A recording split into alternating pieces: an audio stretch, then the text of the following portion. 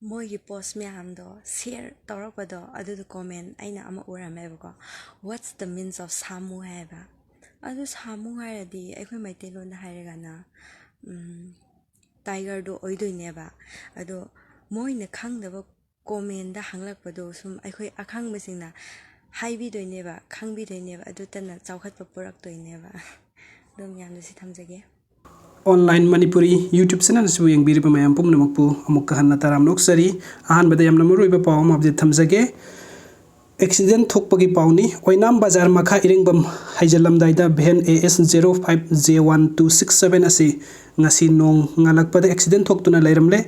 matau karamna thokibano aduga sok apangi akupa pawdi khangdri paw akupa paw hek phangbaga makhata update thamjarake aduga mathang update asina mayam bahat pamioi laikai da sangbada athingba thamkhre ngarang nungthin pung amaga makhai rom taba matamda yaripok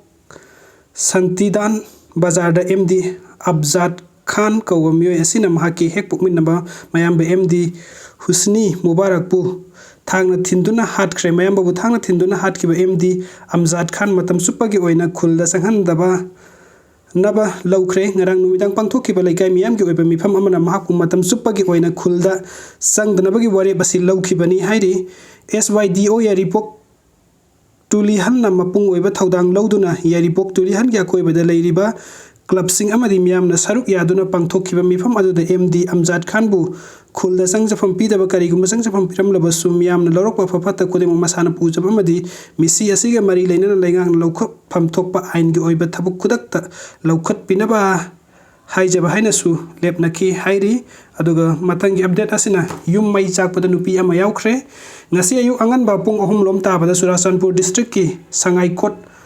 block ki manungsanbe L Khawkwal village tagi nemjahat mate sahi marfu mapurebe laikhidraba conclete mate kawba nupi ama mayum mai chakpadi yaukre yum mai chaklakpa aduda khunjasingna kannaba yamna kanna honaki adu nupi adu di kanbangam haudre mai chakpadagi nupi adu yum manung adumakta ta laikhidre mai adu matau karamna horakhibano haiba khangbangamdre video sing bibagida makta mayam pumno pu amukha na thagachari no update kida makta musibidana channel subscribe to biramu thank you so much